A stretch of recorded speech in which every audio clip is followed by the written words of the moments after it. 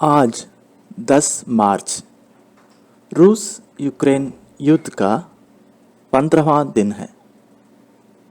Putin ने अपना युद्ध तब शुरू किया जब वह रूसी सीमा पर एक स्वतंत्र, समृद्ध यूक्रेन को खड़ा नहीं कर सके। अगर रूसी लोग वहाँ भी आज़ादी की हवा महसूस करने लगे तो यह उसके तानाशाही शासन को खतरे में डाल सकता है। वहाँ से रूसी लोगों को उनकी अपनी भाषा और उनके अपने रिश्तेदारों से आज़ादी महसूस हो सकती है। इसलिए उन्होंने किसी तरह इसे रोकना पड़ा, जो युद्ध का कारण बना। पुतिन ने युद्ध कैसे शुरू किया और उन्होंने अपनी सेना कैसे भेजी? पुतिन ने अपने सैनिकों को भेष में भेजा, सफ़ेद शांति निगरानी लोगों और यूक्रेनी पुलिस की वर्दी के साथ। रूसी सैनिकों ने यूक्रेन में बेलारूस से घुसपैठ की, यूक्रेनी सेना और पुलिस के रूप में प्रच्छन्न। रक्षा और सहयोग के लिए यूरोपीय संगठन की मुहर का उपयोग करके रूसी सेना ने लुहांस्क क्षेत्र में कई शहरों में प्रवेश किया। कुछ रूसी सैनिकों ने शांति प्रतीक और वर्दी पहनकर यूक्रेन के शहरों में प्रवेश किया। इस प्रकार भेष बदलकर रूसी सेना यूक्रेन में प्रवेश कर गई। इससे पता चलता है कि रूसी सैनिकों का मनोबल कितना कम है और शासन कितना अनैतिक है। रूस का आक्रमण उसके नेता व्लादिमीर पुतिन की योजना के अनुसार नहीं है, जिन्होंने वैसे भी इस अवैध युद्ध को छेड़ने की अपनी क्षमता को कम करके आंका। उसकी योजना अब धराशायी हो रही है। कई रूसी दुनिया भर के लोगों की तरह पुतिन के खिलाफ हैं। एक ऐसे देश के खिलाफ पूर्ण पैमाने पर हमले के लिए जहां उनके रिश्तेदार और दोस्त रहते हैं, जिसे भाई देश कहा जाता है। रूसी सैन्य कार्रवाई से रूसी लोग उदास हैं। पुतिन को रूस में आम लोगों का कोई समर्थन नहीं है। यहाँ तक कि सैनिकों भी युद्ध में कोई दिलचस्पी नहीं है, क्योंकि उनके परिवार और रिश्तेदार यूक्रेन में रहते हैं। यूक्रेन में पकड़े गए एक रूसी सैनिक का स्थानीय लोगों द्वारा खिलाए जाने का वीडियो यूक्रेनी चैनलों पर साझा किया गया था। पोस्ट में कहा गया है कि जब उसकी मां को वीडियो कॉल करने की अनुमति दी गई तो वह फूट फूट कर रोने लगा। इनमें से कई सैनिक युवा हैं और उन्हें इस बात का कोई अंदाजा नहीं है कि युद्ध वास्तव में किस लिए है।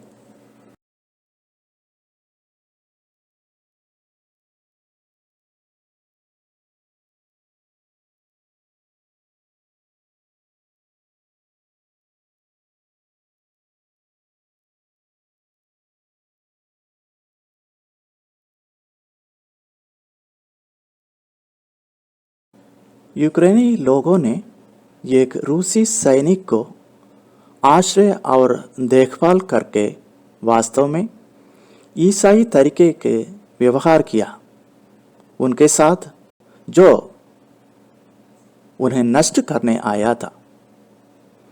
यह इस व्रत के मौसम में यूक्रेनियन की वास्तविक नैतिक शक्ति को दर्शाता है।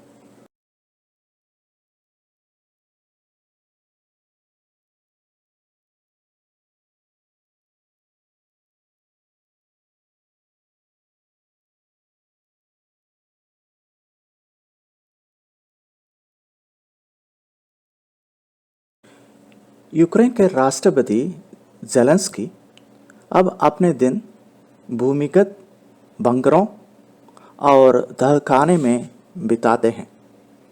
कभी कभी देश के उत्साह को बढ़ाने के लिए सोशल मीडिया पर दिखाई देते हैं। एक वीडियो संदेश में वह अपने कुछ सैनिकों के साथ भोजन साझा करता है। उसे सलामी के साथ रोटी, स्प्राइट और कॉफ़ी पीते देखा गया। वह जनता के साथ है, सैनिकों के संग है, देश के लिए है। यह दर्शाता है कि वह हमेशा काम करता है। पुतिन के सीधे विपरीत ज़ेलेंस्की को उनके लोग प्यार करते हैं और उन्हें व्यापक समर्थन प्राप्त है। कई लोग हाल के दिनों में कई कारणों से रूस छोड़ रहे हैं, जिसमें देश की आर्थिक स्थिति से निराशा, अंतर्राष्ट्रीय क्षेत्र में रूस का अलगाव और मीडिया की स्वतंत्रता और आवाज़ का दम घोंटना शामिल है। रूसी राष्ट्रपति व्लादिमीर पुतिन ने मीडिया का दमन तेज कर दिया है, फेसबुक और ट्विटर को बंद कर दिया है और उन लोगों पर नकेल कसने के लिए मॉस्को में 15 साल तक की जेल की सज़ा के कानून पर हस्ताक्षर किए हैं, जो वे फर्ज रिपोर्ट मानते हैं।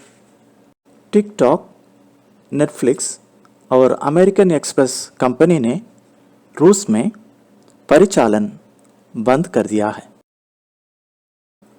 आक्रमण के बाद रूस ने लगभग 600 मिसाइलें दागी और अपने 99% सैनिकों को यूक्रेन में तैनात किया है। रूसी सेना आगे बढ़ती रही, कीव, खार्किव और चेरनाइव को अलग थलग करने का प्रयास करती रही, लेकिन यूक्रेनी बलों के मजबूत प्रतिरोध के बावजूद ऐसा करने में असमर्थ रही। मिखाइलोव और अन्य शहरों को जितनी जल्दी रूसी राष्ट्रपति व्लादिमीर पुतिन ने सोचा था, रूसी की विफलता सेना के निष्क्रिय ऑपरेशन का परिणाम थी। रूसी सेना को अराजक परिणाम और अवसाद का सामना करना पड़ा है। पुतिन को उम्मीद नहीं थी कि यूक्रेन को नाटो और यूरोपीय संघ और दुनिया भर से इस तरह का समर्थन मिलेगा। जापान, दक्षिण कोरिया, ऑस्ट्रेलिया और कनाडा यूक्रेन का समर्थन करते हैं। संयुक्त राज्य अमेरिका और कनाडा ने नॉर्थ स्ट्रीम 2 बाल्टिक सागर प्राकृतिक गैस पाइपलाइन परियोजना को मंजूरी देना बंद कर दिया है। रूसी गैस व्यापार के लिए एक झटका। यूक्रेन को Belgium, Canada, Denmark, France, Iceland, Italy, Luxembourg, Netherlands, Norway, Portugal, UK, USA और नाटो का पूरा समर्थन प्राप्त है। यह एक कारण है कि यूक्रेन को संयुक्त राज्य अमेरिका और यूनाइटेड किंगडम से इतना समर्थन क्यों मिला है। यह यूक्रेन को रोकने और उसकी रक्षा करने में मदद करता है। वर्तमान स्थिति ने यूरोपीय संघ में शामिल होने की प्रक्रियाओं को आसान बना दिया है। किसी भी तरह की आक्रामकता से कहीं से भी सभी प्रकार के समर्थन का मार्ग प्रशस्त किया है। यह पुतिन के लिए एक झटका है, क्योंकि उनके पड़ोसी सुरक्षित पनाहगाह में रहने के लिए यूरोपीय संघ की सहायता ले सकते हैं। रूसी कब्जे की शुरुआत के बाद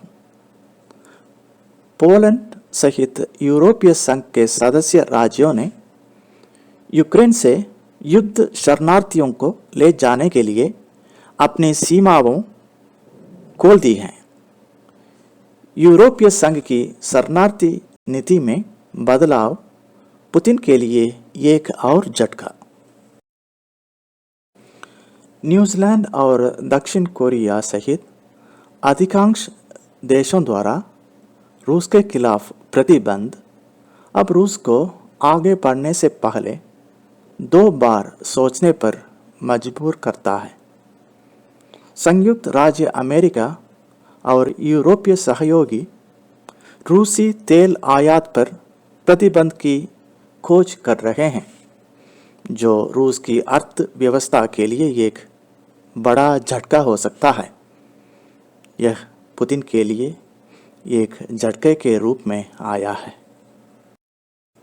सभी देश रूस से अपने नागरिकों को वापस बुला रहे हैं। पुतिन को ऐसा लगता है जैसे परिवार के सदस्य अपने घर छोड़ रहे हैं। डर है कि सुरक्षा कवच हटा जा रहा है और स्थिति का सामना करने के लिए उन्हें अलग थलग कर दिया जाएगा। देश के निजी जेट विमानों सहित रूसी एयरलाइनों को यूरोपीय संघ में प्रवेश से वंचित कर दिया गया है। पुतिन यह जानकर चौंक गए कि नाटो के सदस्य अब यूक्रेन में युद्धक विमान और जहाज भेज सकते हैं। युद्ध ने अब अपना चेहरा बदल दिया है। रूस यूक्रेन युद्ध अब रूस के खिलाफ यूरोपीय संघ या नाटो युद्ध हो गया है। सभी नेताओं ने सभी राष्ट्रीय नेताओं से यूक्रेन पर रूस के कब्जे को रोकने का प्रयास में शामिल होने का आह्वान किया।